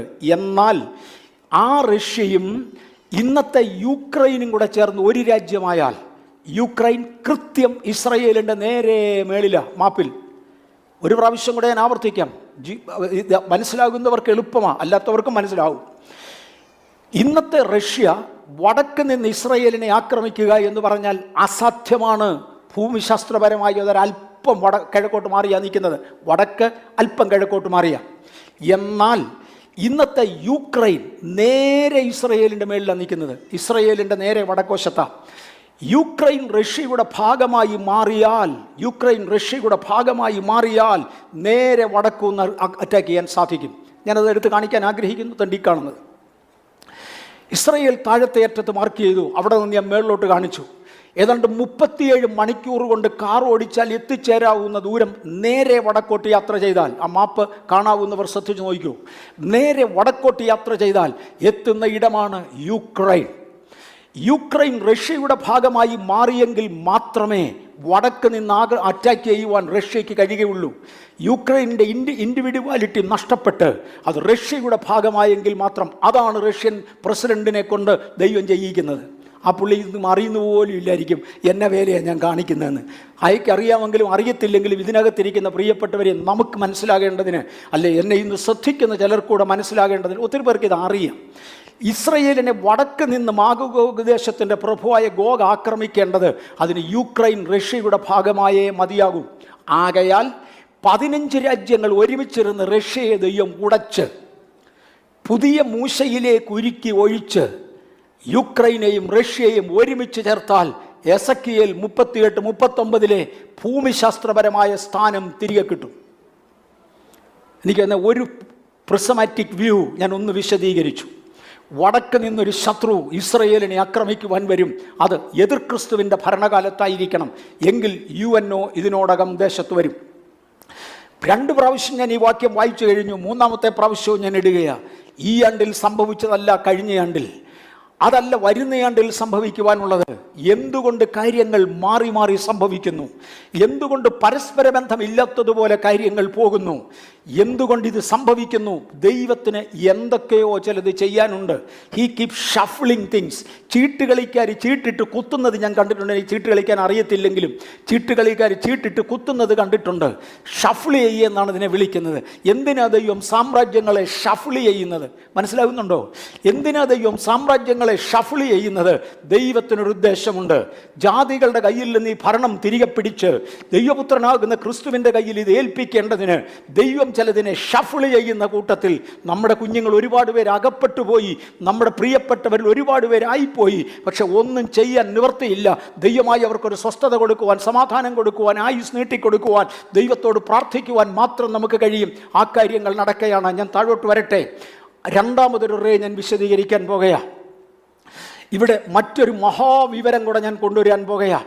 കെട്ടഴിഞ്ഞ 4 ദൂതന്മാരും 4 നിറത്തിലുള്ള 4 കുതിരകളുമായി അബ്രഹാമിനെ ദൈവം വിളിച്ചു വേർതിരിച്ച യൂഫ്രട്ടീസ് മഹാനദിയുടെ തീരത്ത്, ഇന്നത്തെ മിഡിൽ ഈസ്റ്റിൽ യൂഫ്രട്ടീസ് മഹാനദിയുടെ തീരത്ത് രൂപം കൊള്ളുന്ന ഒരു കാഴ്ച വേഗത്തിലെടുത്താൽ ഇന്നത്തെ സമയമാകുമെന്ന് എനിക്ക് തോന്നുന്നു. അവിടെ കൊണ്ട് ഇന്ന് നിർത്തും. വരുന്ന ആഴ്ചയിൽ കർത്താവ് അനുവദിച്ചാൽ വീണ്ടും തുടരുന്നതായിരിക്കും. വെളിപ്പാട് പുസ്തകം 6-ാം അധ്യായം 1 മുതൽ 7 വരെയുള്ള വാക്യങ്ങളിൽ വായിക്കാൻ ഒക്കത്തില്ല, ഒരുപാട് വാക്യങ്ങൾ വായിക്കാതെ വിടുന്ന ഇതൊക്കെ കൊണ്ടാണ്. വെളിപ്പാട് പുസ്തകം 6-ാം അധ്യായം 1 മുതൽ 7 വരെയുള്ള വാക്യങ്ങളിൽ 4 നിറത്തിലുള്ള 4 കുതിരകളെ കാണാം. എവിടെയാണിത് വരേണ്ടത്? യൂഫ്രട്ടീസ് മഹാനദിയുടെ തീരത്ത്. സിസ്റ്റർ അതങ്ങ് വായിച്ചാട്ടെ പ്ലീസ്. 6-ാം അധ്യായം 1 മുതൽ 7 വരെയുള്ള വാക്യങ്ങൾ. 1 മിനിറ്റ് നമുക്ക് എല്ലാം നിവൃത്തിയില്ല. കുഞ്ഞാട് മുദ്രകളിൽ ഒന്ന് പൊട്ടിച്ചപ്പോൾ നീ വരിക എന്ന് 4 ജീവികളിൽ ഒന്ന് ഇടിമുഴക്കം പോലെ പറയുന്നത് ഞാൻ കേട്ടു. ഒന്ന് നിൽക്കണേ, ഞാൻ അവിടെ ഒരു കൊച്ചു വിശദീകരണം കൂടെ പറഞ്ഞു വെച്ച് പോയാൽ അടുത്ത പ്രാവശ്യം വിശദീകരിക്കുമ്പോൾ എളുപ്പമായിരിക്കും. വെളിപ്പാട് പുസ്തകത്തിൽ അപ്പോസ്തലനായ യോഹന്നാൻ സ്വർഗത്തിലെത്തുന്നു. അവിടെ 7 മുദ്രകളാൽ മുദ്രയിടപ്പെട്ട ഒരു പുസ്തകം കാണുന്നു. ആ പുസ്തകത്തിൻ്റെ മുദ്ര തുറക്കുവാൻ ആരെക്കൊണ്ടും കഴിയുന്നില്ല. ആകയാൽ യോഹന്നാൻ അപ്പോസ്തലൻ നിലവിളിക്കുവാൻ തുടങ്ങി. വേദപുസ്തകത്തിലെ ഓരോ പ്രവചനത്തിലും പല നിവർത്തീകരണങ്ങളാകാം. എല്ലാത്തിനുമല്ല, മിക്കതിനും പല നിവർത്തീകരണങ്ങളുണ്ട്. ഭാഗിക നിവർത്തീകരണങ്ങളും പൂർണ്ണ നിവർത്തീകരണങ്ങളുമുണ്ട്. അതിനകത്തെ ഒരു ഭാഗിക നിവർത്തീകരണത്തിലൂടെയാണ് പോകുന്നത്. ഈ പുസ്തകം എന്തിനെ കുറിക്കുന്നു? ഇസ്രയേലിൻ്റെ പ്രാർത്ഥനയുടെ മറുപടികൾ എഴുതി വച്ചിരിക്കുന്ന പുസ്തകമാണ്. ആ പുസ്തകം ഒന്ന് തുറന്നു കിട്ടിയാൽ അവരുടെ ഒരുപാട് നിലവിളികൾ മാറും. ഇന്നും ഓരോ ദിവസവും ഭക്തിയുള്ള യഹൂദന്മാർ അവരുടെ നെറ്റി കൊണ്ടുവന്ന് തൻ്റെ വിലാപമതിലിൽ ടക്കെന്ന് ഇടിച്ചുകൊണ്ട് ഈ മശിഹയെ വരണമേ എന്ന് പ്രാർത്ഥിക്കുന്ന പ്രാർത്ഥനയുടെ മറുപടി, മശിഹയുടെ വരവ് അതിനകത്ത് കുറിച്ചിട്ടുണ്ട്. ഇതിനകത്തിരിക്കുന്ന പ്രിയപ്പെട്ടവരെ, എൻ്റെ ജോലി ഒന്ന് മാറിക്കിട്ടണം, എൻ്റെ ശമ്പളം ഒന്ന് മാറിക്കിട്ടണം, എൻ്റെ വീടിനൊരു സ്വസ്ഥത വേണം എന്നിത്യാദി നിങ്ങൾ പ്രാർത്ഥിച്ച, ഞാൻ പ്രാർത്ഥിക്കുന്ന അനേക പ്രാർത്ഥനകളുടെ മറുപടി അവിടെ എഴുതി വെച്ചിട്ടുണ്ട്. പക്ഷെ പുസ്തകം മുദ്രയിട്ടിരിക്കുക, തുറക്കാൻ പറ്റുകയില്ല. ഇതുകൊണ്ടൊരർത്ഥവുമില്ല. പുസ്തകം മുദ്രയിട്ടിരിക്കുകയാണ്. എൻ്റെ കയ്യിൽ എനിക്ക് അറിയാൻ വയ്യാത്ത ഭാഷയിൽ എഴുതിയ ഒരു പുസ്തകം തന്നതുപോലെ അത് മുദ്രയിട്ട് വെച്ചിരിക്കുകയാണ്. എനിക്കതുകൊണ്ട് ഒരു പ്രയോജനവുമില്ല. മലയാളത്തിൽ പറയും നായുടെ കയ്യിലെ പൊതിക്ക തേങ്ങ എന്ന്. തേങ്ങ പൊതിച്ച് പൂളി നായ്ക്കിട്ട് കൊടുത്ത പുള്ളിക്ക് വലിയ ഇഷ്ടമാണ്, തിന്നേച്ച് വാലട്ടി കാണിക്കും. പക്ഷെ പൊതിയാത്ത തേങ്ങ നായുടെ മുമ്പിൽ ഇട്ടാൽ അതിന് എന്ത് ചെയ്യാൻ, പൊതിക്കാൻ അതിന് അറിഞ്ഞുകൂടാ. ഇതുപോലെ ഒരു പുസ്തകം അവിടെ ഇരിപ്പുണ്ട്, 7 മുദ്രയിട്ട് വെച്ചിരിക്കുക. യോഹന്നാൻ്റെ പ്രാർത്ഥനകളുടെ മറുപടിയുണ്ട്, തുറക്കാനൊക്കത്തില്ല. ഒരു നിവർത്തീകരണം അതാണെങ്കിൽ അതിന് ഭയങ്കര വലിപ്പമുള്ള ഒരു നിവർത്തീകരണമുണ്ട്. ഈ ഭൂമിയുടെ ടൈറ്റിൽ ഡീഡാണത്, ഈ ഭൂമിയുടെ തീറാധാരമാണത്. ഭൂമി ദൈവത്തിൻ്റെ വകയാ. The earth belongs to God. ഭൂമി ദൈവത്തിൻ്റെ വകയാ. പക്ഷെ ഈ ടൈറ്റിൽ ഡീഡ് മുദ്രയിട്ടിരിക്കുക. ഇതൊന്നും ഏറ്റെടുക്കാൻ ഒക്കത്തില്ല. സുവിശേഷം സകല ലോകത്തിലും പറയാൻ പറഞ്ഞു, എല്ലാവരും അംഗീകരിക്കത്തില്ല. ഇത് മുദ്രയിട്ട് വെച്ചിരിക്കുക. യോഹന്നാൻ നിലവിളിക്കാൻ തുടങ്ങി. നിലവിളിക്കുന്ന യോഹന്നാനോട് മൂപ്പന്മാരിൽ ഒരുവൻ വന്ന് പറഞ്ഞു, യോഹന്നാനെ നിലവിളിക്കണ്ട, ഇതിൻ്റെ മുദ്ര തുറക്കുവാൻ കഴിയുന്ന ഒരുവനുണ്ട്. സകലതും കൺവേർജ് ചെയ്തിരിക്കുന്ന ഒരു വ്യക്തിത്വമുണ്ട്, സകലതും കൂടിച്ചേർന്നിരിക്കുന്ന ഒരു വ്യക്തിത്വമുണ്ട്. അതാണ് യേശു, യഹൂദഗോത്രത്തിൻ്റെ സിംഹം. അതേസമയത്ത് അറുക്കപ്പെട്ട കുഞ്ഞാട്. താൻ സകലതും ഒരുമിച്ച് കൺവേർജ് ചെയ്തവനാണ്. തന്നെ കൊണ്ട് മാത്രമേ മുദ്ര പൊട്ടിക്കാൻ കഴിയുകയുള്ളൂ. യോഹന്നാൻ അത് വിശ്വസിച്ചു. അങ്ങനെ കാത്തിരിക്കുമ്പോൾ കുഞ്ഞാട് അടുത്തു വന്നു. മുദ്രകളിൽ ഒന്നാമത്തേത് പൊട്ടിച്ചു. മുദ്രകളിൽ ഒന്നാമത്തേത് പൊട്ടിച്ചപ്പോൾ നിസ്സാരമായിട്ടങ്ങ് പോകുമെന്നാരും തെറ്റിദ്ധരിക്കേണ്ട. 1 റിയാക്ഷൻസ് ഉണ്ടായി. കുഞ്ഞാട് മുദ്രകളിൽ 1 പൊട്ടിച്ചു, 2 പൊട്ടിച്ചു. ഭയങ്കര വിപ്ലവങ്ങളാണ് ഉണ്ടാകുന്നത്. ഭൂലോകമാകപ്പാടെ ഇളകി മറിയുകയാണ്. ഇതിനകത്ത് 6ൽ 5 ഭാഗം ജനങ്ങളെ മരണകരമായി ബാധിക്കുന്നത് പോലെ വരെ സംഭവങ്ങൾ നടക്കാൻ പോകുകയാ. കാര്യം കുഞ്ഞാട് മുദ്രകൾ പൊട്ടിക്കുമ്പോൾ ഇതുവരെ അത് ഒതുക്കി വെച്ചിരുന്ന പൈശാചിക ശക്തികൾ അതിൻ്റെ മുഴുവലത്തോടെ എഴുന്നേൽക്കുകയും കുഞ്ഞാടിനോട് മത്സരിക്കുകയും ഭൂമി അതിൻ്റെ വിപ്ലവകരമായ ദോഷങ്ങൾ അനുഭവിക്കുകയും ചെയ്യും. ഇനിയും വായിച്ചാട്ട് 6-1 മുതൽ 7 വരെ. കുഞ്ഞാട് മുദ്രകളിൽ 1 പൊട്ടിച്ചപ്പോൾ നീ വരിക എന്ന് 4 ജീവികളിൽ ഒന്ന് ഇടിമുഴക്കം പോലെ പറയുന്നത് ഞാൻ കേട്ടു. അപ്പോൾ ഞാൻ ഒരു വെള്ളക്കുതിരയെ കണ്ടു. അതിന്മേൽ ഇരിക്കുന്നവന്റെ കയ്യിൽ ഒരു വില്ലുണ്ട്. അവൻ ഒരു കിരീടവും ലഭിച്ചു. അവൻ ജയിക്കുന്നവനായും ജയിപ്പാനായും പുറപ്പെട്ടു. അവൻ മതി സിസ്റ്റർ, മുഴുവൻ വായിച്ചു തീർക്കാൻ ഒക്കുകയില്ല, സമയമെടുക്കും. 7 മുദ്രകൾ പൊട്ടിക്കുന്ന രംഗങ്ങൾ കാണാം. 4 നിറത്തിലുള്ള ഓരോ കുതിരകൾ ഓരോ മുദ്രകൾ പൊട്ടിക്കുമ്പോഴും പുറത്തു വരുന്നുണ്ട്. 1-ാം മുദ്ര പൊട്ടിച്ചു തൻ്റെ ഇത് വീണ്ടും പരിഹാസമാണെന്ന് ഒന്നുകൂടെ ഞാൻ ഓർപ്പിക്കാം. കാര്യം കഴിഞ്ഞ പ്രാവശ്യം ഞാനിത് പറഞ്ഞപ്പോൾ വിവരം മനസ്സിലാകാത്ത പലരും ദഹനക്കേടിൻ്റെ ലക്ഷണങ്ങളൊക്കെ കാണിച്ചു. നന്നായി അതിൻ്റെ ദുർഗന്ധം നാട്ടിലൊക്കെ ആയി. ഞാൻ മുന്നോട്ടങ്ങ് മാറുകയാണ്. ഇനിയും അതൊക്കെ ഉണ്ടാകും. അത് അവർക്ക് ഇത്ര ദഹിക്കുന്നില്ല എന്ന് മാത്രമേ ഉള്ളൂ. ഞാനൊരു പ്രിസമാറ്റിക് വ്യൂയിലൂടെ ഒന്ന് ശ്രദ്ധിച്ചു. വെളിപ്പാട് പുസ്തകത്തിൻ്റെ വിശദീകരണം നിവൃത്തിയില്ല, ഞാനതുകൊണ്ട് ആ ഭാഗം വിടുകയാണ്. വെളിപ്പാട് പുസ്തകത്തിനകത്ത് യൂഫ്രട്ടീസ് നദിയുടെ തീരത്താണ് ഈ കുതിരകൾ വെളിപ്പെടുന്നത് എന്ന് മാത്രം കാണാം. യൂഫ്രട്ടീസ് നദിയുടെ പ്രത്യേകത എന്താണ്? ദൈവം അബ്രഹാമിനെ, നമ്മുടെ പൂർവ്വപിതാവായിരുന്ന അബ്രഹാമിനെ വിളിച്ചേച്ച് പറഞ്ഞു, നിന്റെ സ്വജാതിക്കാരെയും പിതൃഭവനത്തെയും വിട്ട്, നിന്റെ മാതാപിതാക്കളെ വിട്ട് ഞാൻ നിന്നെ കാണിപ്പാനിരിക്കുന്ന ദേശത്തേക്ക് പോകാം. അങ്ങനെ അബ്രഹാം യാത്ര ചെയ്ത് അബ്രഹാം കടന്ന ഏറ്റവും പ്രധാനമായ നദിയാണ് യൂഫ്രട്ടീസ്. അവിടെ വച്ച് ദൈവം അബ്രഹാമുമായി ഒരു ഉടമ്പടി കൊടുത്തു. യൂഫ്രട്ടീസ് നദിയുടെ തീരത്തായിരിക്കണം, ഇന്നടത്ത് വെച്ചെന്ന് തീർത്തു പറയാൻ എനിക്ക് അറിഞ്ഞുകൂടാ. ദൈവം ഒരു ഉടമ്പടി കൊടുത്തു. ആ ഉടമ്പടിയെ എസ്റ്റാബ്ലിഷ് ചെയ്യുവാൻ ഒരു ദർശനത്തിൽ അറുക്കപ്പെട്ട കാളകളുടെ മധ്യത്തിൽ ഒരു വെളിപ്പാടുണ്ടായി. 15-ാമത്തെ അധ്യായം. അത് ഈ വെളിപ്പാട് ഇതിനെ എസ്റ്റാബ്ലിഷ് ചെയ്യുകയാണ്. അബ്രഹാമുമായുള്ള ഉടമ്പടിയെ എസ്റ്റാബ്ലിഷ് ചെയ്യുകയാണ്, ആവർത്തിച്ച് പറയുകയാണ്.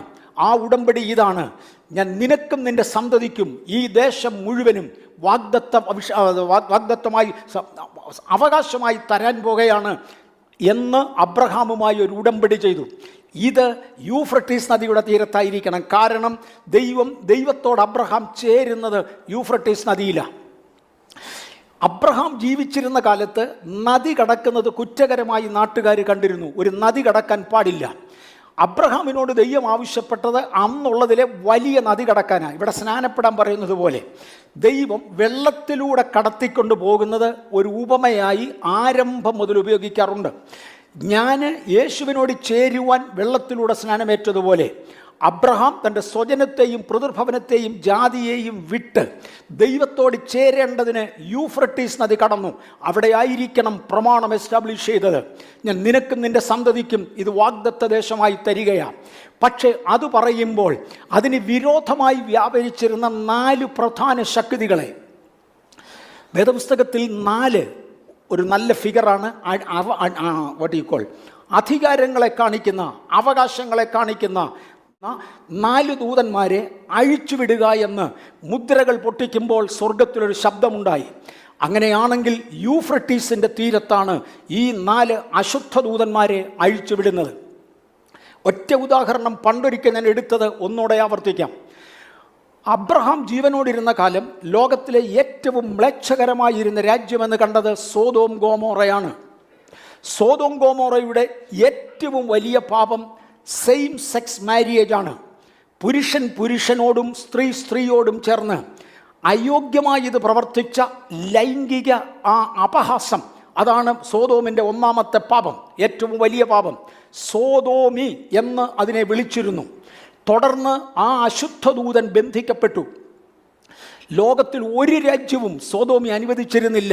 2020 വരെ, 2000 വരെ, 2002 തോന്നുന്നു അനുവദിക്കുന്നത്. അതുവരെ ആ ദൂതനെ പൂട്ടിയിരിക്കുകയായിരുന്നു, അതിനെ അഴിച്ചുവിട്ടിരുന്നില്ല. പക്ഷേ 2002 ആദ്യമേ UK-യും പിന്നെ അമേരിക്കയും ഇന്ന് ഇന്ത്യ വരെ അനേക രാജ്യങ്ങളിൽ ഇതിനെ അഴിച്ചുവിട്ടിരിക്കുന്നത് കാണാം. എവിടെയാണ് ഇതിനെ അഴിച്ചുവിടുന്നത്? ഞാൻ ഒരു എക്സാമ്പിൾ മാത്രം തൊട്ടതാ, ഒരു പ്രിസമാറ്റിക് വ്യൂ, ഒരു വിശദീകരണത്തിലേക്ക് മാത്രം മാറിയതാ. 4 ദൂതന്മാരെ അഴിച്ചുവിടുന്നത് കാണാം. എവിടെ? അബ്രഹാം ക്രോസ് ചെയ്തതായ സ്ഥലം. ആ സ്ഥലത്തിന് പ്രത്യേകതയുണ്ട്. വേഗത്തിൽ ഞാൻ പൊക്കോളാം. ഞാനതൊന്ന് സൂം ചെയ്യാൻ പോകുക. അബ്രഹാം ക്രോസ് ചെയ്ത ആ ഭാഗമാണ് ഞാൻ ആ റൗണ്ടിനകത്ത് കാണിച്ചു. ഒന്നുകൂടെ സൂം ചെയ്യാം. തെണ്ടി കാണുന്നത് ആ ഭാഗങ്ങളാണ്. ഇറാഖ്, കുവൈറ്റ് വരെ ആ മിഡിൽ ഈസ്റ്റ് രാജ്യങ്ങളെ എല്ലാം കൂടെ ചിത്രീകരിക്കുന്ന ഒരു പടമാണ് ഈ കാണുന്നത്. യൂഫ്രട്ടീസ് നദിയുടെ തീരം. ഇവിടുന്നാണ് 4 ദൂതന്മാരെ അഴിച്ചുവിടുന്നതും ഇവിടെയാണ് 4 നിറങ്ങളുള്ള കുതിരകൾ പ്രത്യക്ഷമാകുകയും ചെയ്യുന്നത്. And the voice of the Angel suddenly came. വെളിപ്പാട് പുസ്തകം 9-ാം അധ്യായത്തിൻ്റെ 13-14 വാക്യങ്ങൾ വിട്ടേക്ക്, വായിക്കാൻ ഒക്കത്തില്ല. യൂഫ്രട്ടീസ് നദിയുടെ തീരത്ത് പൂട്ടിയിട്ടിരുന്ന ദൂതന്മാരെ അഴിച്ചുവിടുന്നതോടെ സംഭവിക്കുന്ന കാര്യങ്ങളാണ്. ദൈവം അബ്രഹാമിന് കൊടുത്ത വാഗ്ദത്തം, അബ്രഹാമിന് കൊടുത്ത ഇടം, ആ സ്ഥലങ്ങൾ ഒന്നുകൂടെ ആവർത്തിച്ചു. മുന്നോട്ട് പോകട്ടെ ഞാൻ. What is happening? 4 നിറത്തിലുള്ള 4 കുതിരകൾ വരുന്ന വരവ് കാണാം. 4 കുതിരകൾ. ഒന്നാമത്തേത് വെള്ളക്കുതിരയാണ്. നിറം മാത്രം ശ്രദ്ധിച്ചാൽ മതി, വേറൊന്നും ഇപ്പോൾ ശ്രദ്ധിക്കേണ്ട. ഭയങ്കര വിശദീകരണങ്ങളുണ്ട്. ഒരു വിശദീകരിച്ചതല്ലേ, അതിനകത്ത് ഒത്തിരി പുറത്തു വരും, മുഴുവൻ നമുക്ക് എടുക്കാനൊക്കത്തില്ല. 1, ഒരു വെള്ള നിറത്തിലുള്ള കുതിര പുറത്തു വന്നു. 2, ചുവന്ന നിറത്തിലുള്ള ഒരു കുതിര പുറത്തു വന്നു. 3, കറുത്ത നിറത്തിലുള്ള ഒരു കുതിര പുറത്തു വന്നു. 4, ഒരു മഞ്ഞക്കുതിര എന്ന് മലയാള വേദപുസ്തകത്തിലുണ്ട്. 6-ാം അധ്യായത്തിൻ്റെ 8-ാമത്തെ വാക്യത്തിൽ മഞ്ഞക്കുതിര പ്രത്യക്ഷമായി. അത് തർജ്ജിമ പെശകാണ് എന്ന് ഓർമ്മിപ്പിക്കട്ടെ. പേൽ ഗ്രീൻ എന്നാണ് അതിന് കൊടുത്തിരിക്കുന്ന വാക്ക്. പേൽ ഗ്രീൻ കിങ് ജെയിംസിൽ കാണത്തില്ല, YLT അത് കിട്ടും. YLT അത് ന്യൂ ലിറ്ററൽ ട്രാൻസ്ലേഷൻ YLT കിട്ടും. YLT may not be NLT. YLT അത് കിട്ടും. It's a pale green. Original സ്ക്രിപ്റ്റിൽ അങ്ങനെയാണ് കൊടുത്തിരിക്കുന്നത്. ഒരു പേൽ ഗ്രീൻ നിറമുള്ള, പച്ച നിറമുള്ള ഒരു കുതിര പ്രത്യക്ഷപ്പെട്ടു. ഈ കുതിരയ്ക്ക് ഒരു കാര്യമുണ്ട്. ഈ കുതിരയ്ക്ക് ഈ ലോകത്തിൽ 4-1 മേൽ അവകാശം ലഭിക്കുന്നതോടെ ഒന്ന് ഗൗരവമായി ശ്രദ്ധിച്ചോണം. ഇനി ഞാൻ ആ 4 നിറത്തിലുള്ള രാജ്യങ്ങളെ ഇങ്ങോട്ട് എടുക്കാൻ പോകുകയാണ്. 1, സിറിയ. സിറിയയുടെ ഒഫീഷ്യൽ ഫ്ലാഗാണ് നിങ്ങൾ ഈ കാണുന്നത്. 2012 ഈ ഫ്ലാഗ് അവർ അക്സെപ്റ്റ് ചെയ്തു. അതിന് ഏതാണ്ട് 2000 വർഷങ്ങൾക്ക് മുന്നമേ പ്രവാചകൻ പറഞ്ഞിരുന്ന നിറങ്ങൾ ഒരുമിച്ച് വന്നതൊന്ന് കണ്ടു. വെള്ളക്കുതിര, ചുമന്ന കുതിര, കറുത്ത കുതിര, പച്ചക്കുതിര. ആ 4 നിറങ്ങൾ സിറിയയുടെ ഫ്ലാഗിൽ വെച്ചു. ഈ നിറമെല്ലാം അങ്ങോട്ട് വാരിയിട്ടിരിക്കുന്ന തമാശ കളിക്കാനല്ല, നഴ്സറി പിള്ളേർ എഴുതിയതല്ലിത്. ഇത് യേശു ക്രിസ്തു കൊടുത്ത വെളിപ്പാടാണ്. ഇത് നഴ്സറി പിള്ളേരുടെ അല്ല. നഴ്സറി പിള്ളേർ കളിയാക്കുമെങ്കിലും ഇത് നഴ്സറി പിള്ളേർ എഴുതിയതല്ല. ഇത് സ്വർഗത്തിലെ ദൈവത്തിൻ്റെ വകയാ. 1, സിറിയ. 2, ഇറാഖ്. കൊടിയിലെ നിറം ഒന്ന് കണ്ടു. ഈ 4 നിറം അല്ലാതെ വേറെ ഏതെങ്കിലും ഉണ്ടോ എന്ന്. 3, ലിബിയ. 4, യോർദാൻ. 5, ഇറാൻ. 6, നൈജീരിയ. 7, കുവൈറ്റ്. 8, സുഡാൻ. ഈ 8 രാജ്യങ്ങൾ ഒരേ നിറമുള്ള ഫ്ലാഗുകൾ ഏറ്റെടുത്തു. തമാശാണെന്ന് തോന്നുന്നു. It's A prismatic view. 4 കുതിരകൾ പ്രത്യക്ഷമായി. 4 നിറം. എവിടെ? അബ്രഹാമിനോട് ദൈവം സത്യം ചെയ്ത ആ സ്ഥലത്ത്, ആ ചുറ്റുവട്ടങ്ങളിൽ നിന്ന് 4 അശുദ്ധ ദൂതന്മാരെ അഴിച്ചുവിട്ടു. 4 നിറങ്ങളിലുള്ള കുതിരകൾ പ്രത്യക്ഷമായി. ഞാൻ പറഞ്ഞ വിശദീകരണം ഒത്തിരിയുണ്ട്. ഇവ ഒരുമിച്ച് വന്നു. ഏതോ ചിലത് സംഭവിക്കുകയാണ്. ഏതോ ചിലതിൻ്റെ ആരംഭത്തെങ്കിലേക്ക് നാം കയറുകയാണ്. ലോകമഹായുദ്ധം നടക്കാതെ നിവർത്തിയില്ല. യേശു ഭരണം തിരിച്ചു പിടിക്കും. ആ യുദ്ധത്തിലൂടെയാണ് തിരിച്ചു പിടിക്കുന്നത്. ഈ പ്രദേശങ്ങൾ യേശു തിരിച്ചു പിടിക്കും. അടുത്ത മാർക്കിംഗ് 4 നിറങ്ങൾ മാർക്ക് ചെയ്തത് ഞാൻ കാണിച്ചു. ഇതിനെ ക്രോപ്പ് സർക്കിൾസ് എന്നാണ് വിളിക്കുന്നത്. കൃഷിഭൂമികളിൽ പ്രത്യക്ഷപ്പെടുന്ന പ്രത്യേക മാർക്കുകൾ. ഞാനൊരു 2-3 വർഷത്തിന് മുമ്പേ, 3-4 വർഷമായി കാണും, ഇവിടെ എടുത്തതായിരുന്നു ക്രോപ്പ് സർക്കിൾസ്. UK, ഓസ്ട്രേലിയ മുതലായ രാജ്യങ്ങളാണ് ഇതിനെ വേസ്റ്റ് അഫക്റ്റഡ്, ഏറ്റവും മോശമായി. കോതമ്പ് കൃഷി ചെയ്തിരുന്ന കൃഷിസ്ഥലങ്ങളിൽ പെട്ടെന്ന് 2-3 മിനിറ്റ് കൊണ്ട് ഈ കാണുന്ന ഓരോ രൂപങ്ങൾ പ്രത്യക്ഷപ്പെടും. ഈ കാണുന്ന ഓരോ രൂപങ്ങൾ ഭൂമി എൻ്റേതാണ് എന്ന അവകാശം പറയുവാൻ അതിൻ്റെ മുദ്രകൾ പതിക്കുക. എൻ്റെ നിങ്ങളുടെയും കയ്യിലെ മോതിരം മുതൽ കാതയിലെ കുണുക്ക് വരെ അവൻ മുദ്രയിട്ടു. ഇങ്ങോട്ട് ആഴത്തിലോട്ട് ഇറങ്ങുക. അവൻ മുദ്രയിട്ടു. അവൻ മണ്ണിന് മുദ്രയിട്ടു. അവൻ രാഷ്ട്രങ്ങൾക്ക് മുദ്രയിട്ടു. അവൻ്റെ നിറം എല്ലാ ഇടത്തും അവൻ വ്യാപരിപ്പിച്ചു. ക്രോപ്പ് സർക്കിൾസ് അതിൻ്റെ ലക്ഷണങ്ങളാണ്. സെയ്റ്റൻ ബൈബിളിൻ്റെ പുറത്ത് കിടക്കുന്ന മുദ്രയാണ് ഇടത്തുവശത്ത് മെറൂൺ കളറിൽ ഞാൻ കാണിച്ചിരിക്കുന്നത്. മെറൂണാണോ എന്തോ, മജന്തയായിരിക്കും. ആ മജന്ത കളറിൽ ഞാൻ കാണിച്ചിരിക്കുന്നത് സാത്താൻ്റെ ബൈബിളിൻ്റെ പുറത്തെ മുദ്രയാണ്. ദ ബൈബിൾ ഓഫ് സെയ്റ്റൻ, അതിൻ്റെ പുറത്തെ മുദ്രയാണ്. അതിൻ്റെ റെസിപ്പോക്കലാണ് വലത്തുവശത്ത് ഞാൻ പച്ച നിറത്തിൽ കാണിച്ചത്. ഇത് രണ്ടും ഒന്നാണ്. ഇതാണ് ക്രോപ്പ് സർക്കിളിൽ വരുന്ന മുദ്രകൾ. മനസ്സിലാകുന്നുണ്ടോ? ക്രോപ്പ് സർക്കിളിലെ മുദ്രകൾ പൈശാചികമാണ് എന്ന് എടുത്തു കാണിക്കേണ്ടതിന് ഞാൻ വരികയാണ്. ഞാൻ മുന്നോട്ട് പോകുകയാണ്. ബ്ലഡ് മൂൺ നമ്മൾ എടുത്തു. ബ്ലഡ് മൂൺ നടക്കുന്ന സമയത്താണ് UNO പ്രധാനപ്പെട്ട നിയമങ്ങൾ കൊണ്ടുവരുന്നത്. Treaty 1 agenda 2030. 8 വർഷം കൂടെ ബാക്കിയുണ്ടല്ലയോ? 7 വർഷം സിസ്റ്റം ബാക്കിയുണ്ട്. 2029 ഡിസംബർ മാസം 31 മുമ്പേ, അല്ലെങ്കിൽ 2030 ജനുവരി 1 മുന്നമേ വൺ വേൾഡ് ഗവൺമെൻറ് വന്നിരിക്കണം എന്നവർ തീരുമാനിച്ചു. വൺ വേൾഡ് റിലിജിയൻ കൊണ്ടുവരണം എന്നവർ തീരുമാനിച്ചു. വൺ വേൾഡ് ഗോഡ് എന്ന് ഞാനതിനെ വിളിക്കട്ടെ, ഒറ്റ ദൈവത്തെ ഭൂമി മുഴുവനും ആരാധിക്കണമെന്ന് പറഞ്ഞു. 2015 സെപ്റ്റംബർ മാസം 25-ാം തീയതി മുകളിൽ ബ്ലഡ് മൂൺ നടക്കുമ്പോൾ അതിൻ്റെ താഴെ ഇരുന്ന് UNO അത് ഒപ്പുവെച്ചു. വിത്ത് ഡേറ്റ് അക്യുറസിയാണ് ഞാൻ ഈ വരുന്നത്.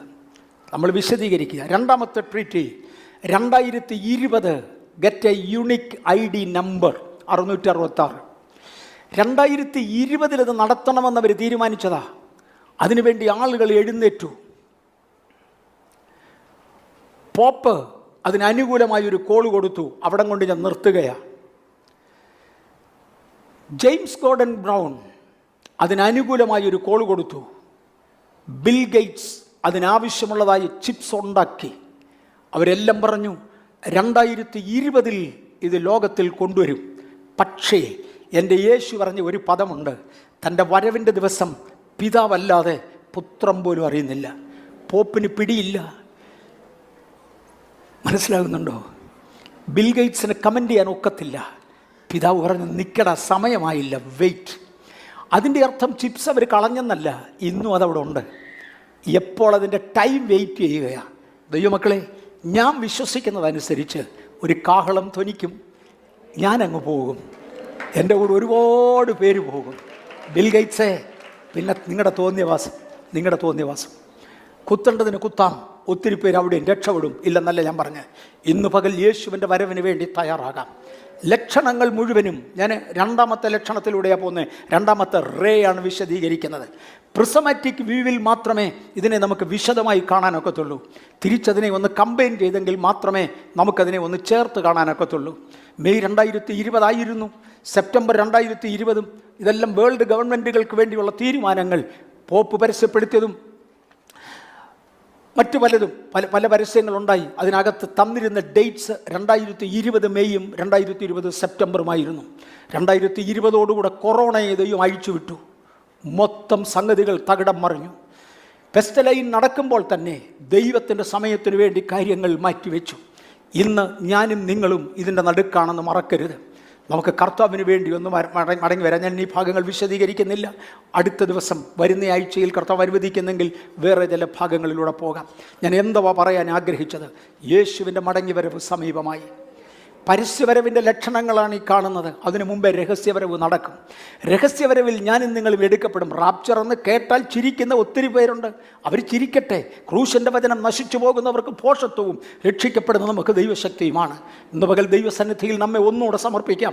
കർത്താവേ, സകല അശുദ്ധിയിൽ നിന്നും മാറ്റി ഞങ്ങളെ ദൈവിക വിശുദ്ധിയിൽ നിർത്തണമേ എന്ന് നമുക്ക് ദൈവത്തോട് പറയാം.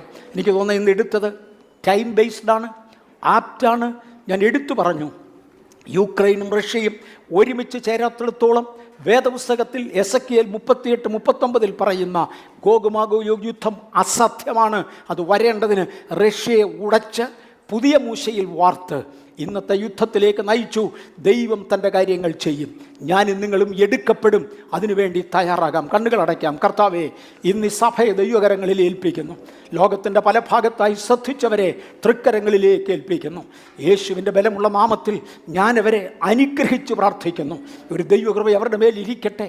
ബലമുള്ള കരങ്ങളിലേക്ക് ഏൽപ്പിക്കുന്നു. വരവിന് വേണ്ടി ഒരുങ്ങുവാൻ അടിയങ്ങളെ ഒരുക്കണമേ. യേശുവിൻ നാമത്തിൽ തന്നെ. ആമേൻ. അമേരിക്കൻ